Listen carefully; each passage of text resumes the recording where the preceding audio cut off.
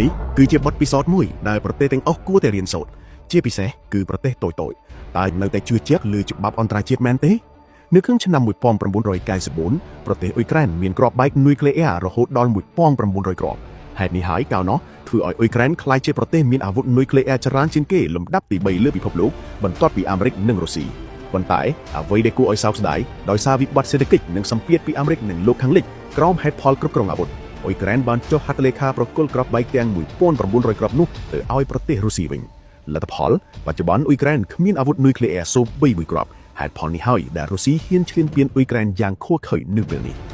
ពិភពលោកកណ្ដុងយុគសម័យច្បាប់ប្រៃកាលពីដើមយានតែងយល់ថាក្រោយសង្គ្រាមលោកលើកទី2ផែនទីពិភពលោកត្រូវបានបង្កើតឡើងហើយនិងលែងមានប្រទេសណាឈ្លានពានប្រទេសណាទៀតឡើយប៉ុន្តែនេះគ្រាន់តែជាការយល់ច្រឡំដ៏ធំមួយក្រោយមកឆ្នាំ2014ការយល់ឃើញនេះត្រូវបានផ្លាស់ប្ដូរទាំងស្រុងប្រទេសផ្សេងទៀតបានត្រឹមតែជួយដើម្បីឲ្យល្អមើលនិងឆ្លៀតកេងផលចំណេញតែប៉ុណ្ណោះការពិតដ៏គួរឲ្យខ្លាចគ្មានច្បាប់អន្តរជាតិពិតប្រាកដនោះទេតើអាចបែងចែករវាងចៅនិងប៉ូលីសបានដោយរបៀបណានៅលើឆាកអន្តរជាតិជាការពិតគឺលើពិភពលោកគ្មានច្បាប់សម្រាប់ពិភពលោកទេអ្នកណាខ្លាំងគឺអ្នកនឹងឈ្នះចៅនិងប៉ូលីសមិនអាចបែងចែកគ្នាបានទេព្រោះពួកគេសុទ្ធតែមានអាវុធដូចគ្នាហើយសុទ្ធតែចង់បានផលប្រយោជន៍រៀងៗខ្លួនដូចគ្នាផងដែរអ្នកវិភាគលើពិភពលោកបានយល់ឃើញដូចគ្នាថាការបោះបង់អាវុធនុយក្លេអ៊ែរគឺជាកំហុសដ៏ធំបំផុតមួយរបស់អ៊ុយក្រែនក្នុងប្រវត្តិសាស្ត្រមេរៀននេះជាការដាស់តឿនឲ្យយើងទាំងអស់គ្នាដឹងថាកម្លាំងទ័ពនិងអំណាចការពារខ្លួនឯងទើបជាការធានាសន្តិសុខពិតប្រាកដតើបងប្អូនយល់យ៉ាងណាដែរតើគួរតែជំរុញឲ្យប្រទេសតូចៗបង្កើនសមត្ថភាពយោធាដល់កម្រិតណា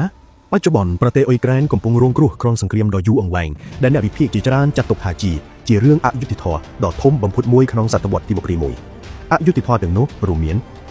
ការរំលោភអធិបតេយ្យភាពនិងកិច្ចព្រមព្រៀងសន្តិសុខ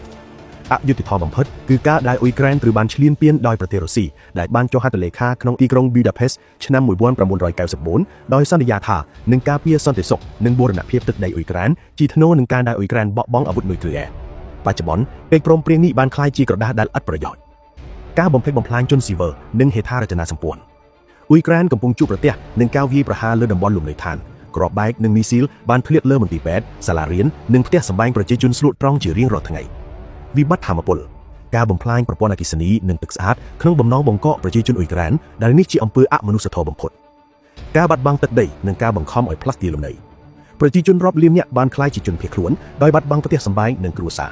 ទឹកដីត្រូវបានកាន់កាប់ដោយខុសច្បាប់ដែលធ្វើឲ្យអ៊ុយក្រែនបាត់បង់ធនធានធម្មជាតិនិងសេដ្ឋកិច្ចយ៉ាងធ្ងន់ធ្ងរ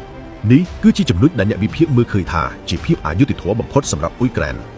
ប្រៀបបានដូចជាទីលានសាកល្បងអាវុធនិងជាកន្លែងដណ្ដើមឥទ្ធិពលគ្នារវាងរុស្ស៊ីនិងលោកខាងលិចជំនួយមានលក្ខខណ្ឌពិភពលោកជួយអ៊ុយក្រែនដើម្បីឲ្យទប់ទល់បានតែជួនកាលមិនមែនដើម្បីឲ្យឈ្នះនោះទេ